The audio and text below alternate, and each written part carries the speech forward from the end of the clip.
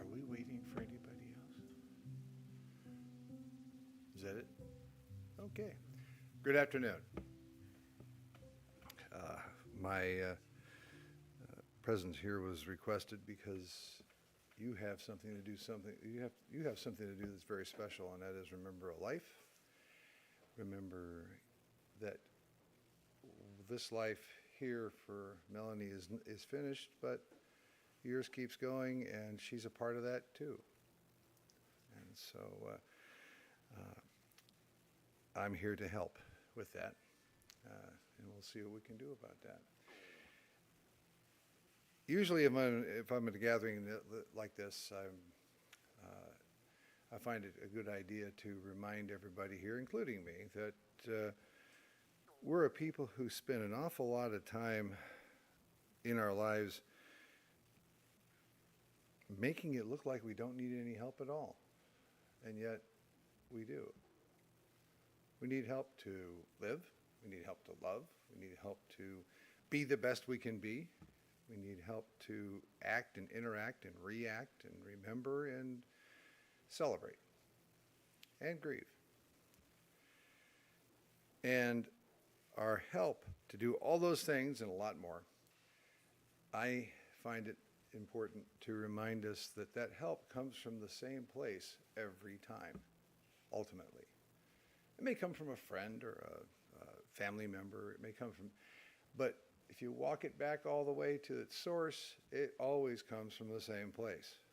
And that help that we need to do everything that we need to do to be who we want and need to be, that help comes from the one who made it everything out of nothing. And I run into a lot of people who have lots of names for that being, but I'm going to call him God because that's what I do. And it is I'm convinced that our help comes from God who makes heaven and earth, and he'll help us today too.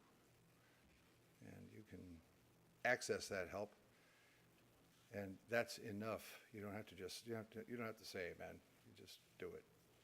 And we're gathered here to remember and give thanks for the life of Melanie Nelson, to affirm God's love for her and for us, and to support each other in a time of need.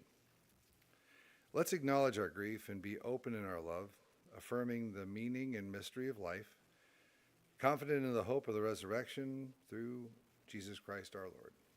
I'm going to pray. You can join me if you wish. God, you're our comforter. You're our refuge and strength. You're a helper close at hand in times of distress.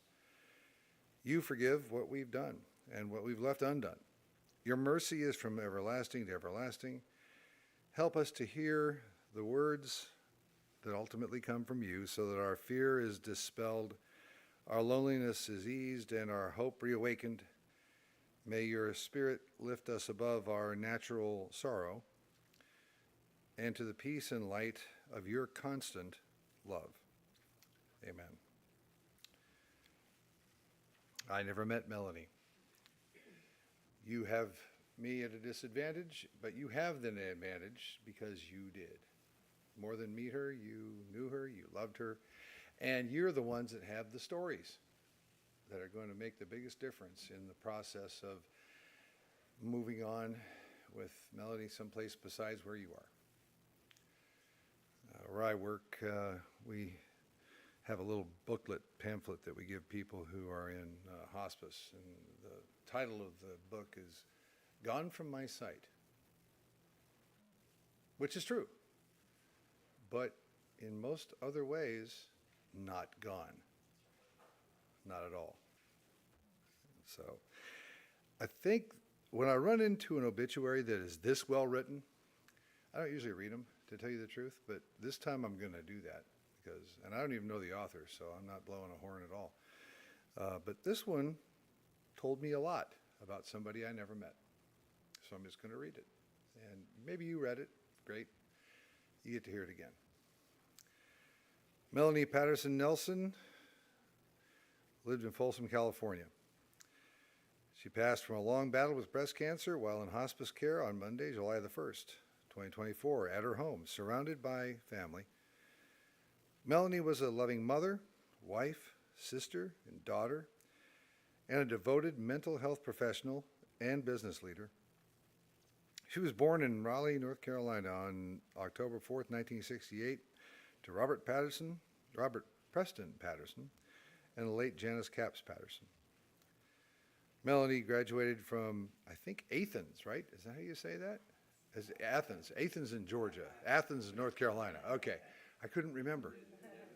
Well, not to you it didn't, but you could find somebody, I'm sure it does. All right. In Raleigh, where she played tennis and was a homecoming queen.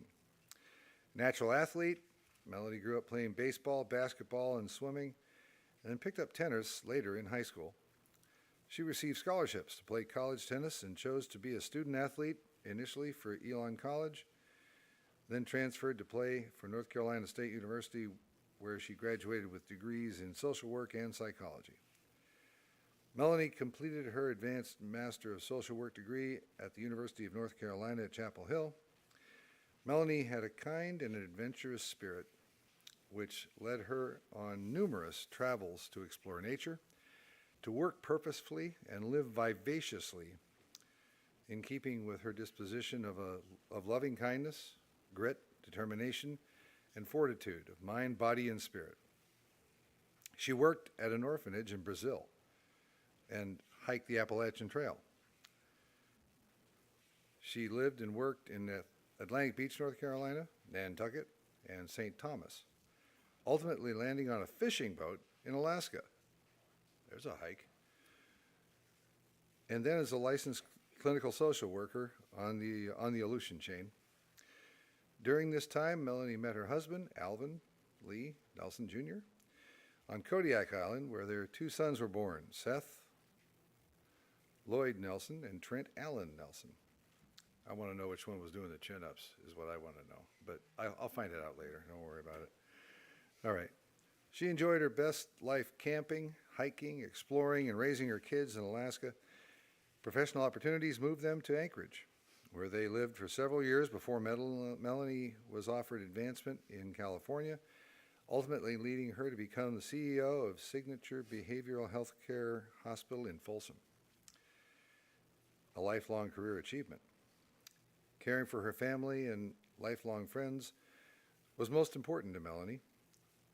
Through regular daily and weekly conversations and trips to spend quality time together, the highlight of her life was joining Alvin in adventures and embracing their shared love of spending time with their sons, nurturing their natural athleticism, the love of outdoor sports, mechanical know-how, and successful budding careers.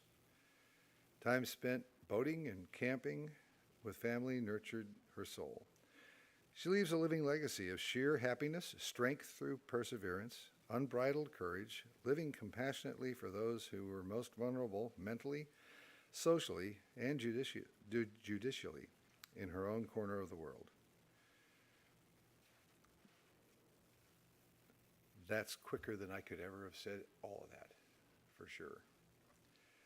Never met her, but when I run into people I need to speak of or speak about or help other people do that, it's good to look for the trail. You know, what are the footprints telling me? This tells me a lot. She lived life all in, it seems to me. She lived and held on to her family and her friends about as tight as she knew how. In her way, Melanie loved people. Sometimes she did it with words, mostly she did it with actions and activities. She showed her passion for life and love for those around her by doing the work that was set before her, all in as well. By being a provider of authentic goodwill, she made her mark. There's so many facets to this person's life that have not been written down, that are somewhere in your memories and in your experiences. I want you to remember that, because you don't even possess the boundaries of the impact that Melanie made on this planet and the people in it. That we get to find out much later. But it's clear this woman was a presence. And it's not hard for me, just experiencing some of what I've read and the information I've picked up, to conclude that this is just another reflection of the love and acceptance and forgiveness and compassion of God. Just like the moon, you look at the moon and say, wow, it's a nice moon. And it's the sun reflecting off the moon. Melanie has lots of things that you could say wow about. And every last one of them is a reflection of God shining on her, which is great, because that's kind of the pattern for all of us. No, you're the ones that have the stories. You know who Melanie was. The rest of the story is kind of my thing, and I'll briefly let you know what I believe about who Melanie's God still is. And I'll say that in a statement or two, a sentence or two. Why can I stand here in front of people I don't know and celebrating the life of somebody I never met? How can I still be confident to say that I'm convinced that this person is now in heaven and in the arms of God? I'll tell you how I can do it. It isn't about anything that I know she did or didn't do, or anything she said or didn't say. It's all about what I believe God did for Melanie and for us through God's Son Christ before any of us was even alive. A friend of mine's fond of saying that it's where we're going from here is kind of a done deal before we even show up. That's something you get to ponder and decide what you think about it. My job also has been called, and I'm not sure how comfortable I am with this, but that I'm sort of a doctor of the soul.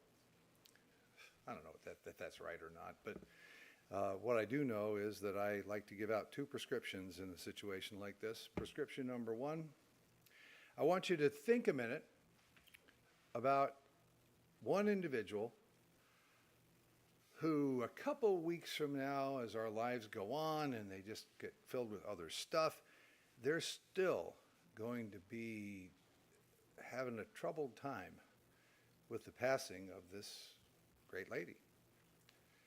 Now, you just had somebody in your head, great, hang on to it, hit save, and I want you to put it someplace in a calendar or whatever you use to keep track of appointments, and set an appointment 2 weeks from today with that person in mind.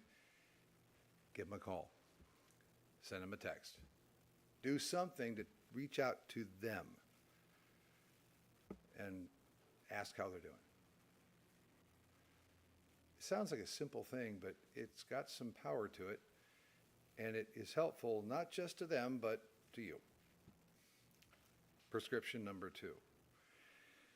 There's a long list of things that I only partially touched that were good and kind and right and powerful and amazing and wow-worthy that Melanie seemed to produce just by being who she was.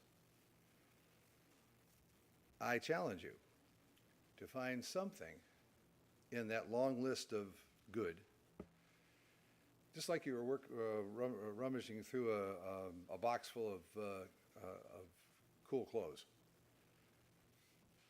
find something that fits you and put it on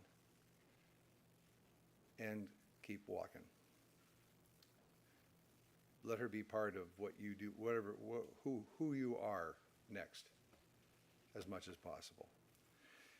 I don't know too many other ways that are better than to celebrate somebody's life than do that.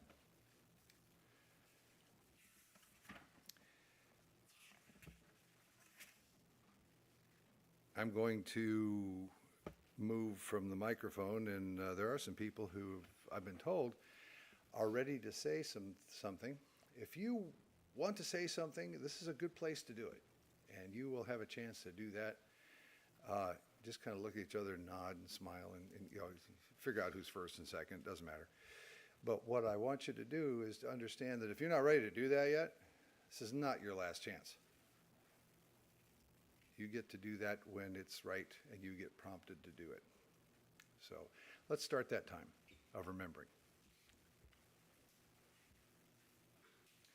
I was under the impression that we had some music. We can do that either before or after the reflections.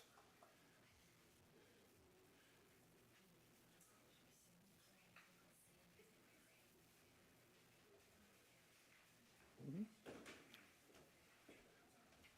Yeah, make sure you hit the on button there.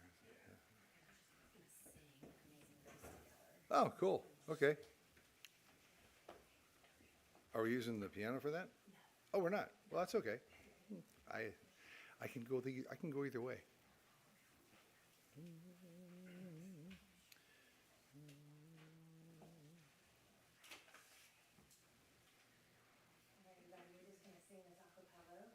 That's fine. Yeah, and Trish and I. Oh, just the two of you are going to do that? No, we're gonna lead y'all. Oh, okay, good. All right. I didn't want to start in if that was wrong. Okay. We didn't rehearse this. It's okay. Go for it. Whatever note comes out is what we're gonna start with.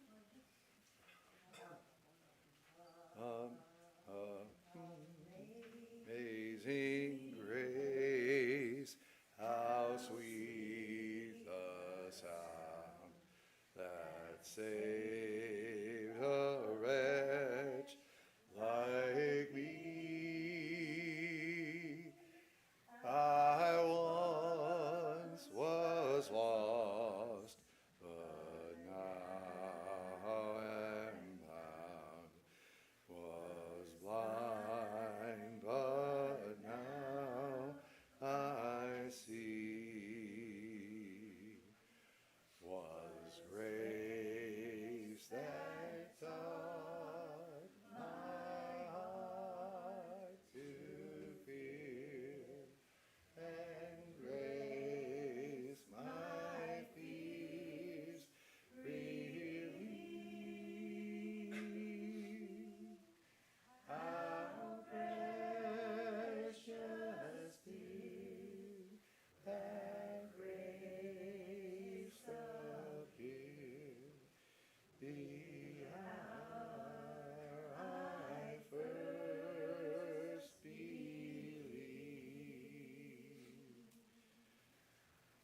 My chains are gone and set free. My God, my Savior has ransomed me. I understand this part. No, it's my chains are gone, I've been set free. My God, my Savior has rescued me. And like a flood, His mercy reigns. Unending love, amazing grace. Then we go, the Lord has promised good to me. His word my hope secures. He will my cheer and portion be, as long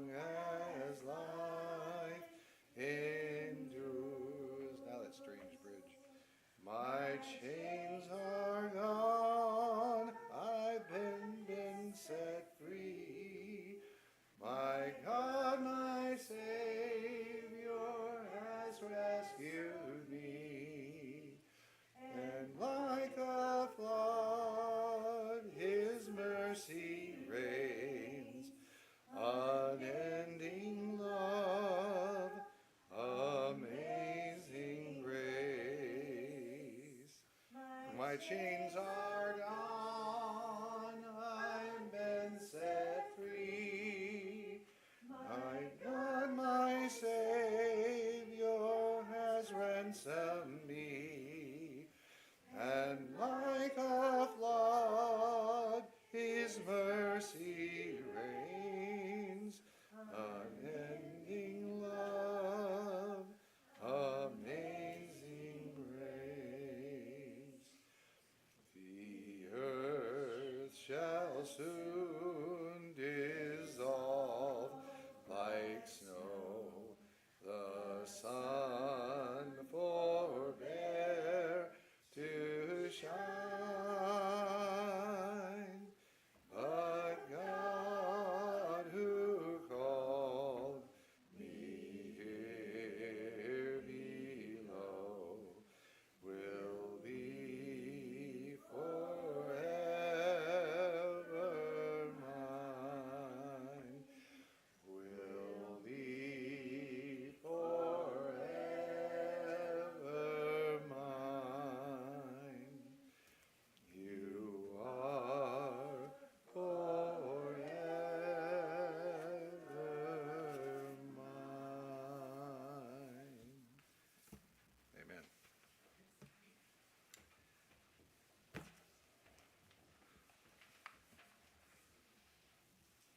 I love when stuff works out and we don't plan it.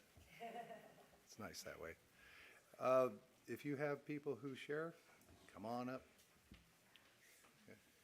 Here, let me get out of your way.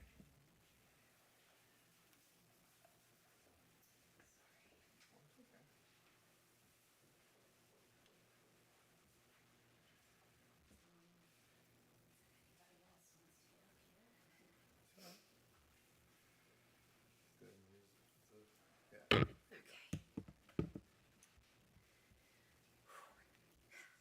There are these moments where it's like once in a lifetime that you're in the raw space.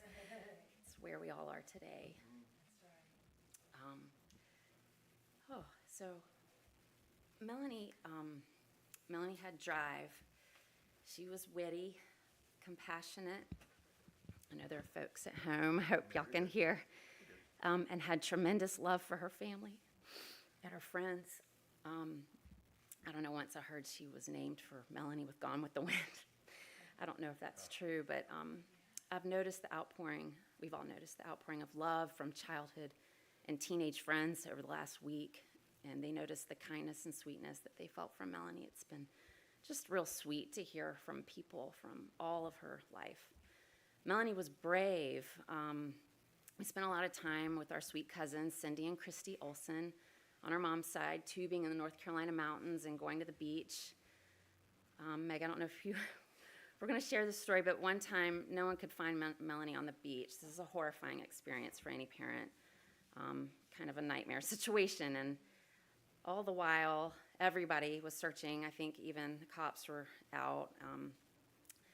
She was probably 4 years old, 3, I don't know the whole story. I don't even know if I was born, but made her way blocks back to the beach house, and Grandma was just bathing her. She was confident. She had a confidence that started from the day she was born. Melanie just had a compass, and Grandma was safely giving her a warm, nice bath. But this, I think, speaks to Melanie's boldness. She knew where she was going in life, and it wasn't a risk to her. She knew what she was doing. Melanie thought of becoming a veterinarian once. She had a cat named Donnie, after Donnie Osmond. She adored that cat for 18 solid years. And then she thought about going into design. She was very crafty. She could upholster a couch with a handheld sewing machine and just her intuition. I came home from school one day and she just was like, we need to put new fabric on this couch. And she's just going to town, just no pattern. She just would just do it naturally. She embraced living actively and with a light spirit. And yeah, there were lots of fun times as kids where skits were orchestrated by our mom, Carol Burnett skits. Meg might want to share about those. Melanie started Little League Dad got her into baseball, and she continued playing on an all-guys baseball team. And I asked her recently, why you didn't switch over to softball, Melanie? She said, well, guys were starting to get more muscles in high school, and I think she got hit in the back, knocked in the teeth, and she said it was time to switch to tennis. So that's what she did, and she received scholarships to play for UNCW and Elon, and she chose to be closer to family, so she chose to go to Elon, and then she transferred to NC State to be closer to family again. She really cared about family, and she wanted to be close. So she walked right onto the NC State women's tennis team, and she was working a lot during that time, a lot of odd jobs while she was a student athlete, and a double major in psychology and social work. And she worked, one of them was a party animal, not what you might think though. It's for kids, where she would dress up in like Cinderella or Power Ranger, and she would do makeup and balloon art, and she would go to their birthday parties, and she loved to make kids' birthdays special. She went on to complete her master's program, and there was a supervisor at that time who had a big impact on her, and she would often talk about her supervisor at an internship at Dorothea Dix Mental Hospital, who inspired her to get into clinical practice. But before she went into her work 100%, she did go on a lot of adventures. Some were to pay off grad school student loans, which she did pretty amazingly. And she joined Meg to work in an orphanage in Brazil and learned a bit of Portuguese. And she was always planning adventures with friends and reminiscing about fun times with her dear friends Kirsten, Gigi, Rosby, Shannon, Janine, Ashley, and Lisa. She really embraced those experiences together. So she wouldn't just meet up for dinner. She would do really real things with people. She loved her family that she created in Alaska. Margie, she talked about those fun times singing in the garage together. I just imagine the two of you really listening to the acoustics in there. Recently, she and Shannon had an exciting glamping trip in Napa, and friends meant a lot to her, both new and old. Her boating life began in St. Thomas. She did get mugged at gunpoint there once, and I think she decided it was time to go to Alaska after that. She joined a brother of one of my coworkers at the time who said he also wanted to go to Alaska. So they met, and they took off on a cross-country trip. They stopped at her cousin Cindy's house, and along the way, she would always try to connect with family. He came home shortly after getting to Alaska, and later, about a decade later, my husband and I were watching TV late one night, and we saw this guy's name on the TV, Phil Pfister, and he was winning the World's Strongest Man competition. It was like, wow, Melanie just had these amazing experiences that you just would never imagine. So we understood why the fishing boat didn't take him on. He was hard to feed, I think, at that time. She recently, just a year ago, we were at a lake house with family, and she recalled a really detailed story about her fishing experience as a gill netter and trying to sleep under the midnight sun in a hammock with fish guts on her sleeves and trying to keep the sun out of her eyes in a plastic bucket. But she spoke the story with a lot of laughter and joy. It was just a great memory.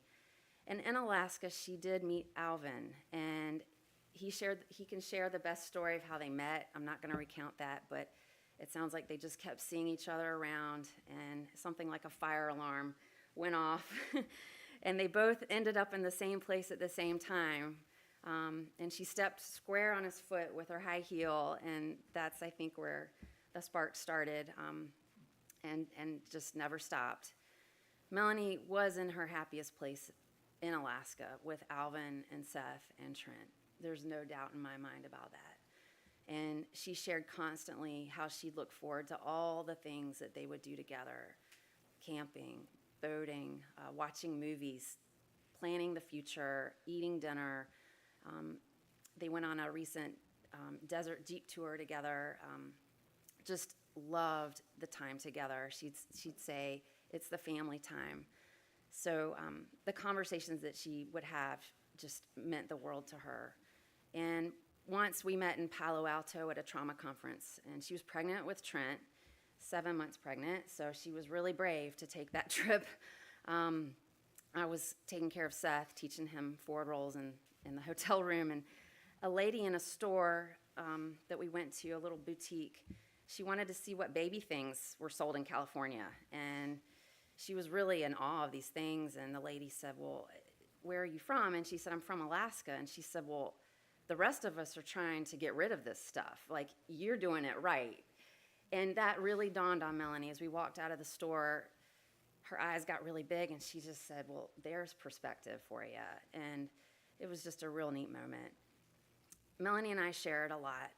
We shared a room, clothes, the position of middle child, and just a lot of wonderful memories.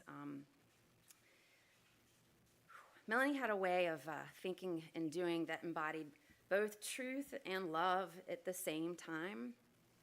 She did this in a way I'd never known anybody to do this in my life. And she recently told me, this was not too long ago on the way to one of her treatments, she said, you and I, we have kind of the same personality, but you're a little bit spacier than me. I really took that as a compliment because I valued her honesty. I never, ever was offended by her honesty, and we depended on each other for that. It was like something you don't get sometimes from people. She really cared deeply about our father and her siblings, our almost 85-year-old dad, who she admired a lot, Dad.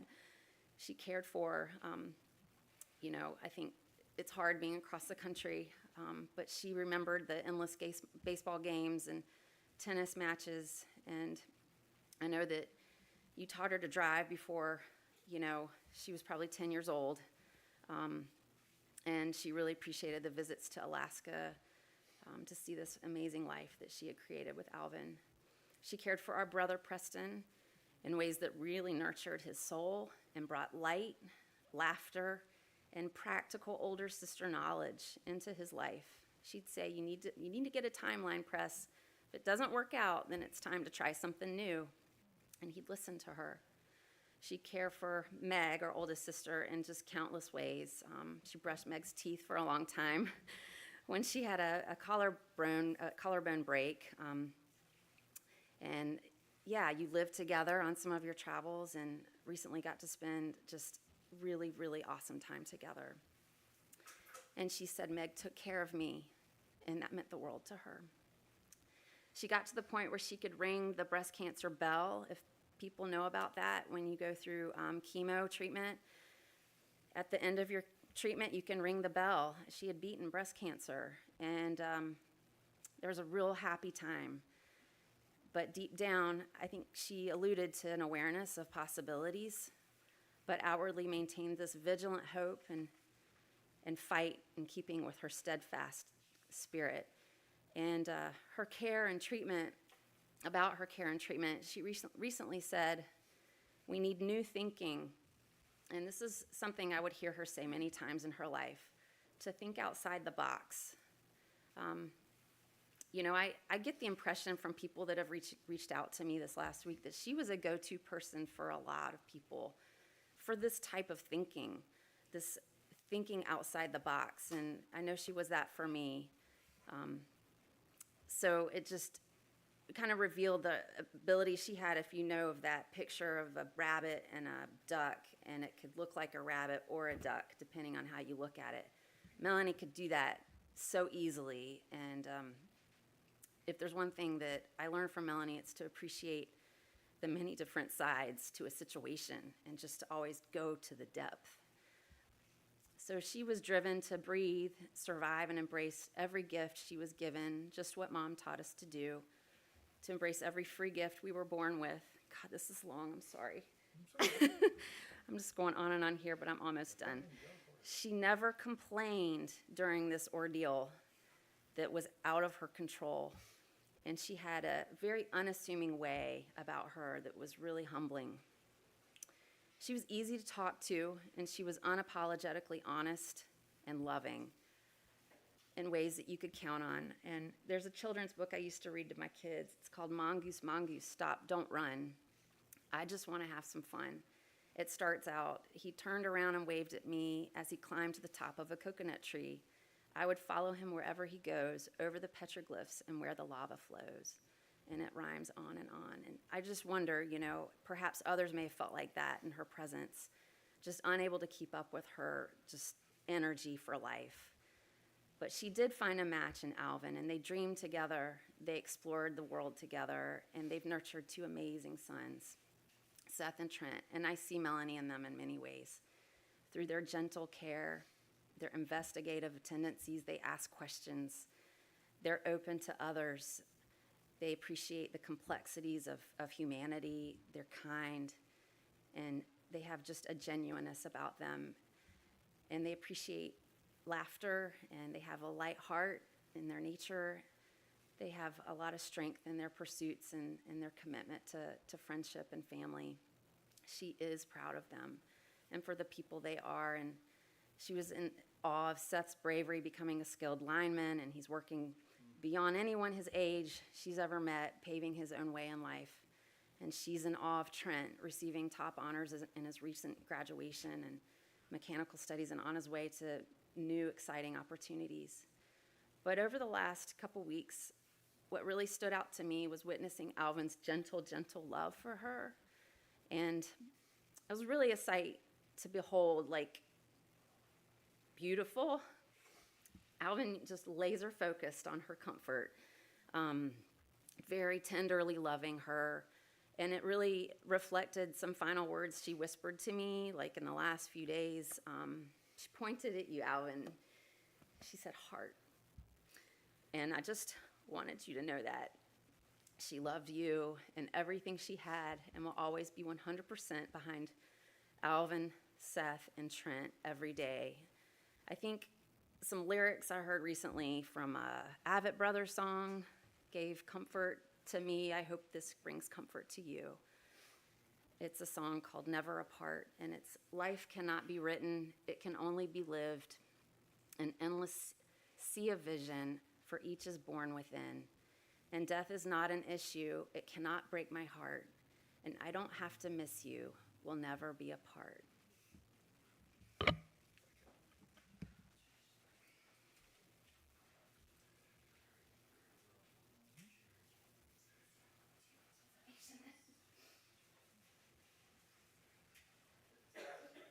If you're ready, come on up and speak.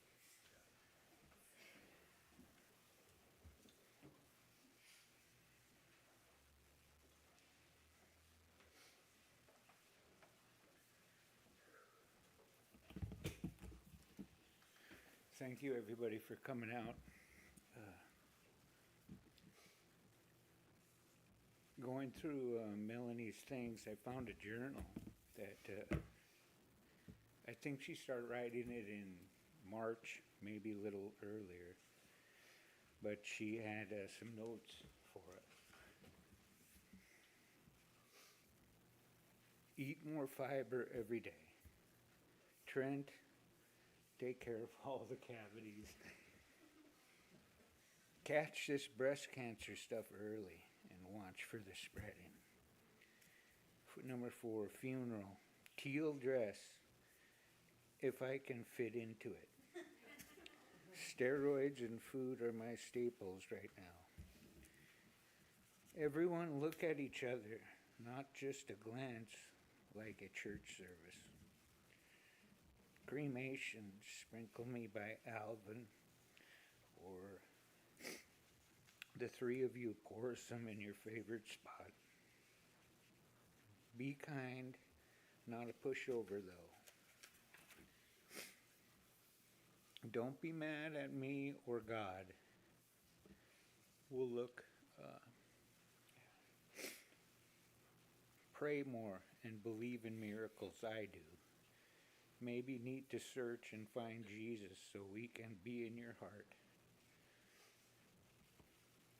Then it goes on with some passwords for all of her, from her phone.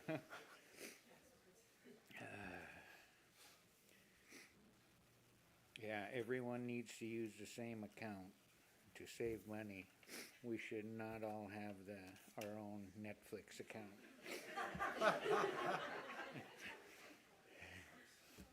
Get or stay active daily. Do chores and yucky stuff early so you get it done. Procrastination kills the soul and can make you feel bad or guilty.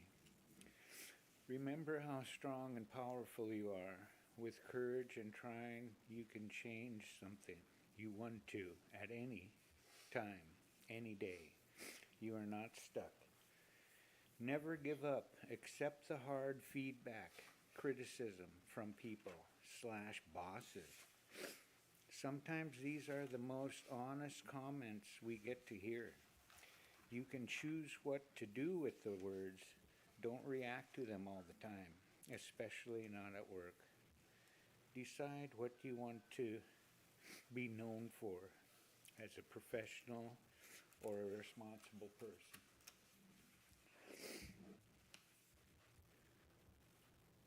Get to know all your family, not just the ones you already feel comfortable with. Learn how to cook 7 dishes you like, and Seth learned Blinny, which is like a special crepe. Make dinner for each other, breakfast for each other. Give each other a card or present for a birthday or Christmas. Trent, I agree, homemade sometimes is the best. And sometimes a gift that is really wanted does the best trick. I plan to live a while, and apologies to anyone that may end up calling 911 for me. Ugh. I love you.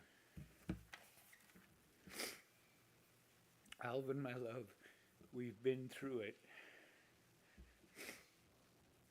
And there's a lot of stuff. Yeah. Keen, you must find all your purpose. Work together, help each other when you can. Try really hard. I want every son independent, a job and a home by 2030 at the latest. Be thankful for everything you have. Think ahead to solve problems. Learn to solve problems. Don't let them take you down. Problems are hard, but making it through them makes confidence. Love, Mom.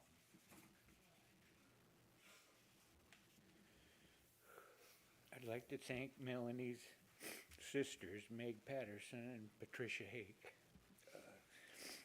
and my sister Margie. Meg and Patricia have been by Melanie's side for the past few months. They took care of her every day. I know this meant a lot to Melanie, and it means a lot to my family. I'd also thank my mom and dad, Arlene and Alvin Sr.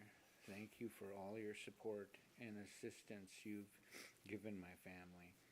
And Melanie, you loved her very much. And thank you for making this a special day for her. Thank you everybody for coming out and the people streaming the funeral. We appreciate everybody's thoughts and prayers. Melanie, my love, you will always be remembered, and you are already in our hearts. I love you. Thank you.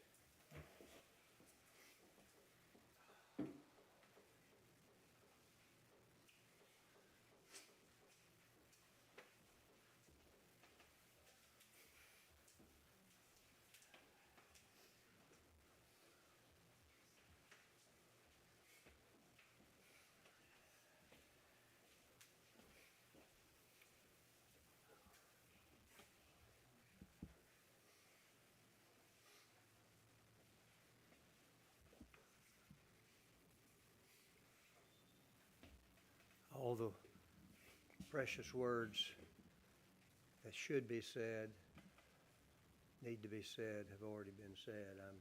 I'm so proud of those of you who have shared your precious words, all of which is so true about precious Melanie. And Your presence here this afternoon defines each of you in such a special way, such a special way. Thanks for being here to be with Melanie. As I looked at the pictures, and wonderful pictures that had been assembled, and heard the words that had been shared, I'm reminded of so much, including a quote that we all know well: pressure makes diamonds. Melanie has endured a lot of pressure in so many different ways in her life, and she is a sterling example of the best outcome when pressure occurs, because we have seen in my precious daughter a true diamond.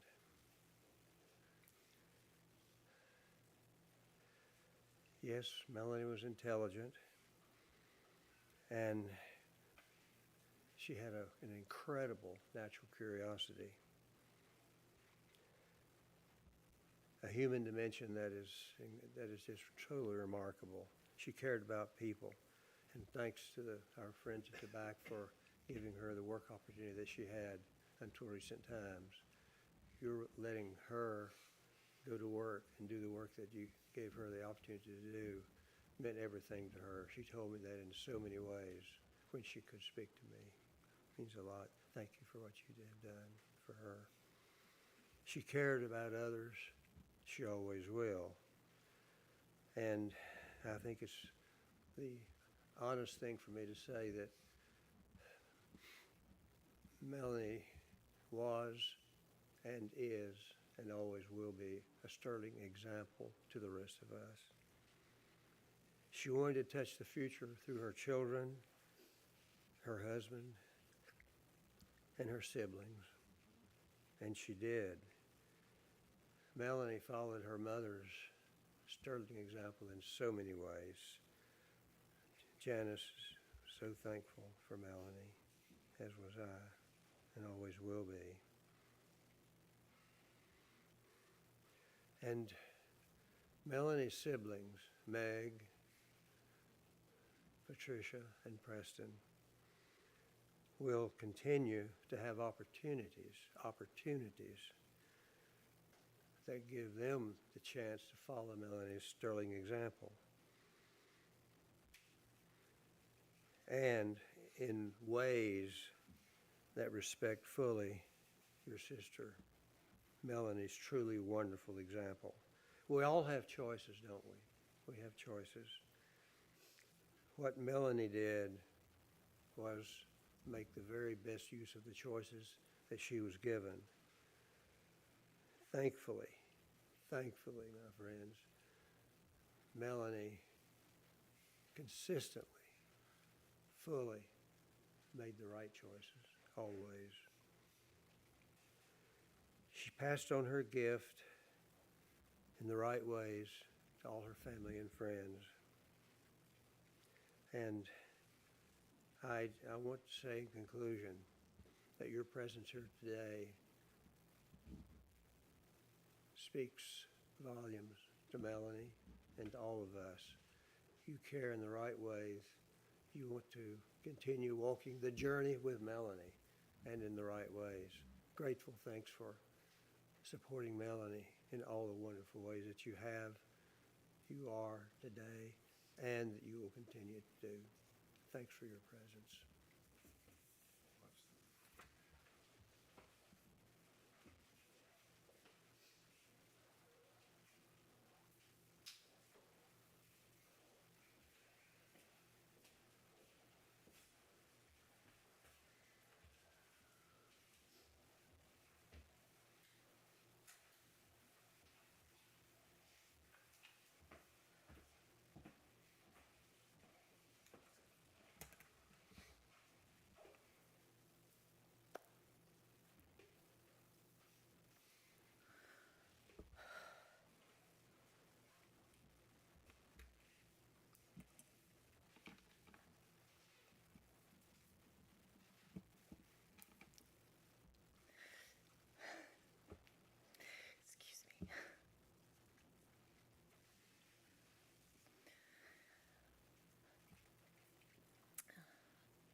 I just want to acknowledge Melanie's presence with us right now because I feel like she's with us.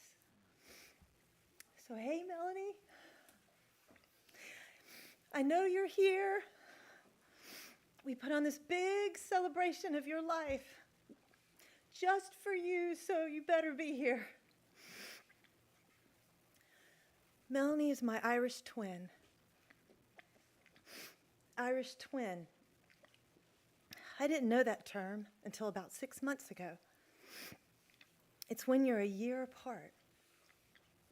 Melanie and I are 17 months apart, but it's close enough. And Melanie thought so too. And we're Irish, so it counts. So here's what it's like to have an Irish twin. You don't know whose clothes are whose. Your mom dresses you up like twins in braids and colorful dresses. And sometimes the magic trick works because even though you look a little different, you look a little alike, and every now and then someone thinks you're real fraternal twins. That happened a little bit when we were growing up. You don't know who drew which picture 50% of the time. You talk about everything together. You get in trouble for keeping the grown-ups awake because you can't stop giggling. And it was my fault, Melanie. You share the same bed, and then Trish shared the same bed too. You have a back scratcher. You always have a playmate. You have your own friends, but you get double too. Whatever you love to do, you have someone to practice it with, someone to cheer you on, and who notices the best in you, down to the silliest things you're most proud of, like being the only girl in an all-male burping quartet in grade school. That was Melanie. And she gave me a stage for my human beatbox machine.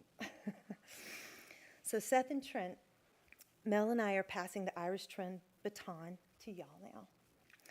You don't have to dress like twins, though, but now you know the rules. I have to add, Trish wasn't too far behind us. And Trish, maybe you remember when Mom dressed all three of us up alike. And we played the violin in those frilly gingham dresses with those Little House on the Prairie bonnets that Mom made for us. Play the violin.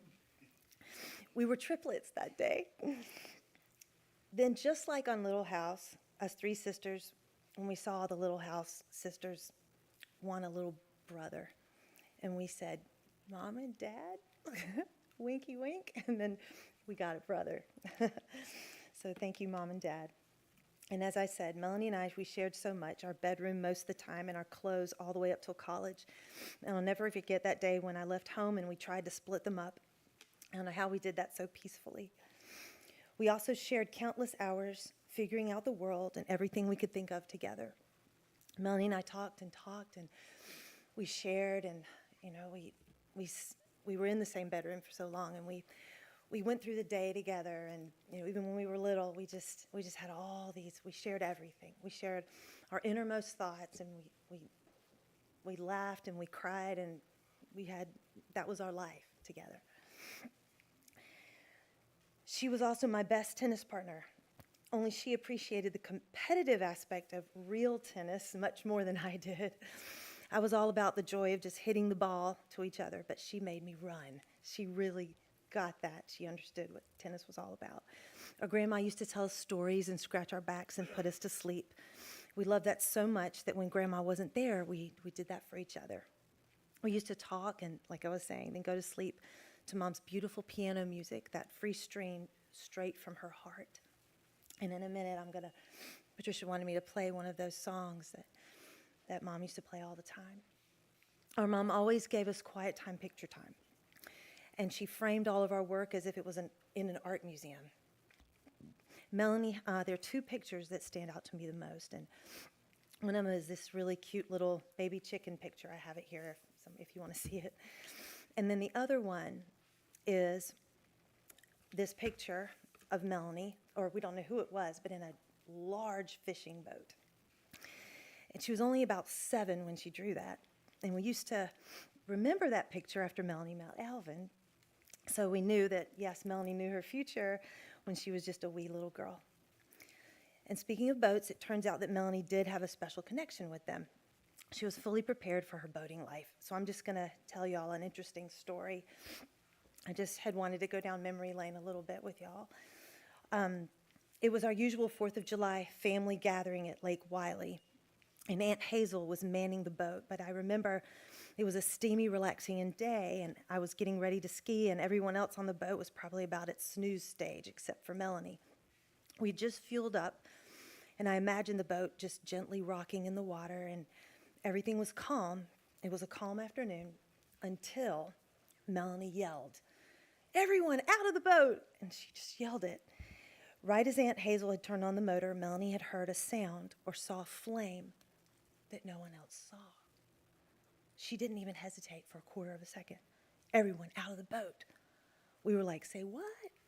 By the time we realized we needed to really listen to her, we were scrambling to get ourselves and our eyebrows, quite literally, out of the boat because the boat caught fire.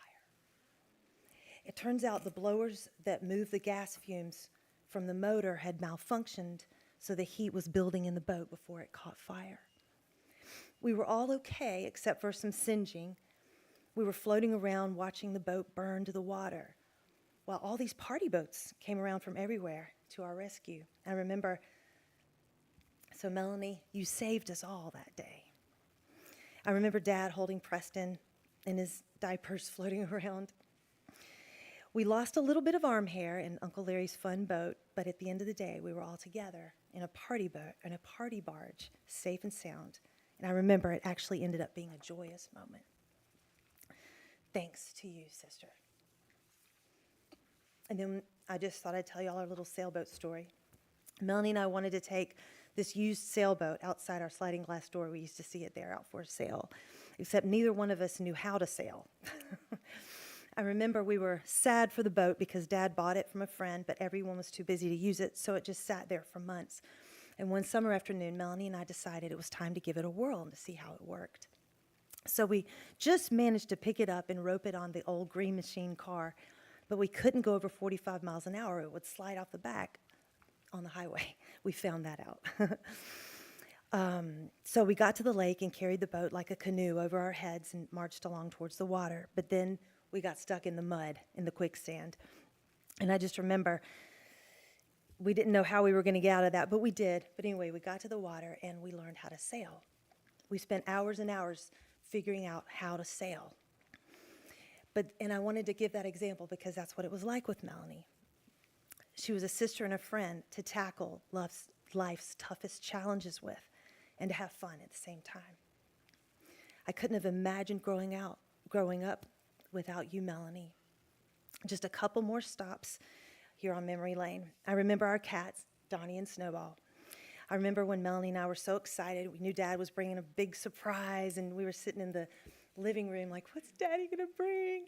And there was this big box down there by the front door, and we saw this giant box, and we were just so eager, and Dad was just so scared because he knew it was these little kittens, and he thought we were going to pick the same one, and it was going to be a big problem. But it wasn't. We both knew. Melanie went straight to her Donnie, and I went straight to my Snowball, and Melanie said, "Aren't you going to name it Marie? Aren't you going to name yours Marie?" So, yeah, we love Donnie and Marie. One night I was asking Melanie, how come Donnie, this was in one of our little, night times, and how come Donnie just comes to cuddle up in bed with you so easily? Like, I wanted Snowball to do that, and I was like, how do you do that, Melanie? And without realizing it, she knew a very important lesson about life. She said, I want him to want me to come. I want him to want to come to me. That makes it so much better because I know he wants to be with me. So I just wait and let him come on his own. I had the wonderful blessing of being able to spend some time with Melanie these past 2 to 3 months. I could go on about so many of the stories, and I know it's been a while, and I want to. But I'll just go ahead and say I'm extremely grateful, like from the very bottom of my heart, Alvin. Thank you for this opportunity to spend these last 2 to 3 months with Melanie, because it had been a while since I'd seen Melanie. And the Lord knew, He knew I needed that. We needed that time together to reconnect. One of the first things I told her was, okay, now it's my turn, sister. You took such great care of me when I broke my collarbone, and Tricia was talking about that. So Melanie was literally my right and left hands when I had broken my collarbone, and that's a wild story. It was like the very end, last week of senior year, and I had this butterfly brace on where I couldn't touch my hands, I couldn't brush my teeth, I was just like this the whole time, and so Melanie did everything for me, everything, the whole nine. She didn't miss a beat. Because we were so close, it was comforting, very comforting having her there. It was one of the last days of senior year, and we all had our yearbooks that night. I'm going back to that evening for a second. In the hustle of rushing to the hospital, I'm talking real quick about the collarbone night. Somehow my yearbook was gone. And I feel I can say this with Melanie agreeing. We loved our school, Athens. We loved Athens. It was an amazing time. Like we just, oh boy, it was just like a second family to us. We both felt that way. And Melanie knew that it broke my heart to lose my yearbook. So she gave me hers. I tried not to receive it, but she insisted. And I knew it honored her for me to hang on to it for both of us. During our time together over the past couple of months, we went down memory lane together. A little bit I'm sharing with you right now, and with Trish while she was there. Mel and I talked about our Brazilian adventures. When Melanie was gracious to join me, I'd always wanted to have this Peace Corps experience, but I realized I don't want to do this on my own. I want to do it with my sis. So she came along, and we worked at this orphanage with these adorable children. They let me call them chewing gum for the longest time. I was trying to say children, but it was chewing gum. Melanie and I were learning the language together, and they had a ton of love and playfulness and joy. And I remember standing with Melanie around in a circle and just singing songs with them. And we tucked them in at night, and we gave them an American-style field day with the three-legged race. And I remember Melanie, in her creativity, just figuring out what to do with the games. And we put our heads together to figure out what kind of games to give them. And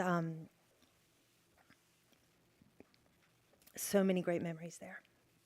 Melanie and I ventured out around Brazil and had an interesting encounter with this cop in Rio that looked like Sylvester Stallone. That was an interesting story. We remembered the boat in the Amazon that went so slow it didn't stop to pick up people, including us. And I remembered Melanie playing some kind of Brazilian chess in the back with some of the natives.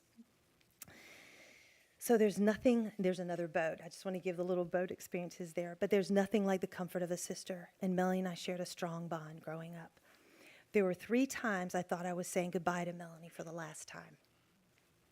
The first one I brought some of our childhood twin pictures, and I wanted to make sure she knew how peaceful it would be to just take off this old coat and to be light and free and just go to heaven. And then at some point I realized, I think I can just squeeze into this hospital bed with Melanie right now and scratch her back like old times. So I got to do that.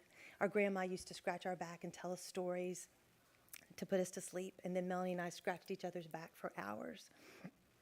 And then Alvin said, I scratched her back too. So we got a lot of back scratching in. But thankfully that was not her day yet. The second time, it was very hot here, in many days. And there's many plants that grow in the east that we don't see here in California. And there was one plant that we all know our mother adored and painted, and that's Queen Anne's lace. And as I was walking to the hospital just a few days before Melanie went into hospice, I looked over to the left, and on the side of the road, I happened to see one huge Queen Anne's lace plant. And I hadn't seen it growing anywhere. It was tall, and it was leaning towards me, as if Mom herself was handing it to me to give to Melanie, to tell her she was ready for her homecoming on the other side and would be waiting for her. So I presented it to Melanie and passed along Mom's message. The third time was best of all. Melanie had come home.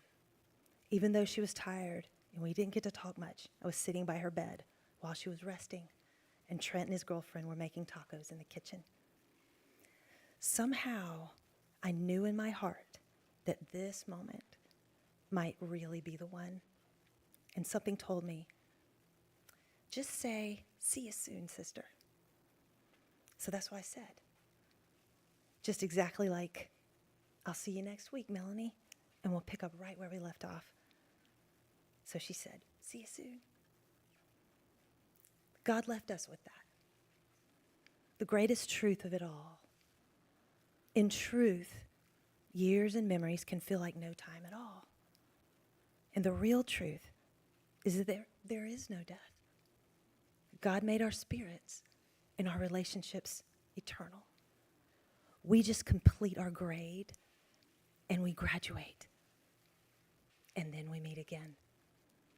So Melanie, as for your animal friends, I know you're with Crystal, Rocky, and Donnie now. This time, you came to Donnie. He took your advice. I know he's been waiting for you.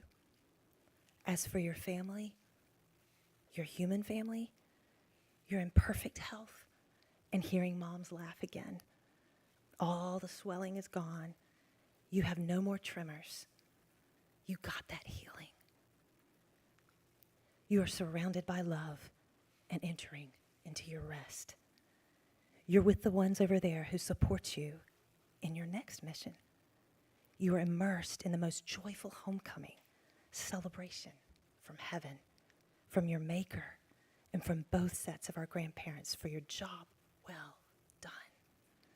And here, at this very moment, you are immersed in our most heartfelt homegoing for you. Your family and friends on this side of the rainbow, until both sides of the rainbow come together for us, and we are all sailing joyously together on that big party boat in heaven. See you soon, sister.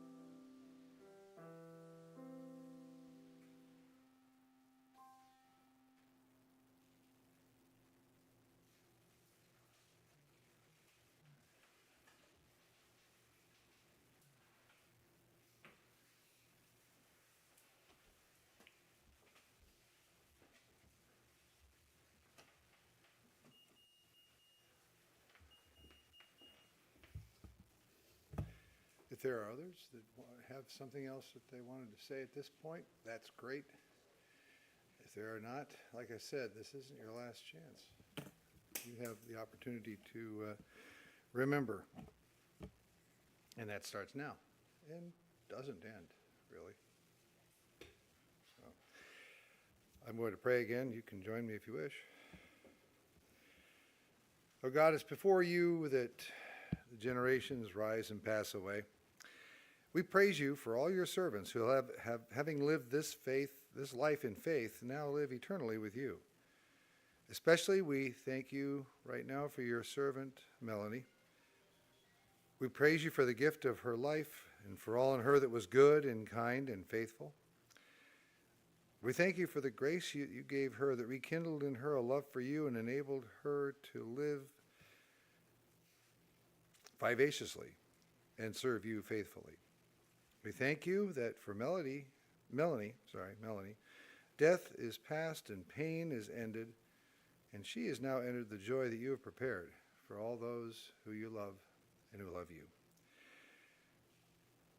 We ask that you would receive her into the blessed rest of everlasting peace, and we ask for that in the name of the Lord Jesus, the one who taught us to pray, saying, Our Father, who art in heaven, hallowed be thy name. Thy kingdom come, thy will be done on earth as it is in heaven. Give us this day our daily bread, and forgive us our debts as we forgive our debtors. And lead us not into temptation, but deliver us from evil. For thine is the kingdom, and the power, and the glory forever. Amen. Into your hands, O merciful God, we commend your servant Melanie. Acknowledge, we pray, a sheep from your fold, a lamb from your own flock, a sinner redeemed by you. Receive her into the arms of your mercy and into the glorious company of those who walk in your glorious light. Amen. And I'll ask you to stand up. You've been sitting a long time, so I'll ask you to stand. Yeah. This part of my notes is called a benediction, but what it really is God blessing you, and I'm kind of in the middle for some reason. But let it come from him. May God bless you. May God take care of you. May God make his face to shine on you and be gracious to you. May God look on you with his favor and give you his peace. In the name of the Father, and the Son, and the Holy Spirit. Amen.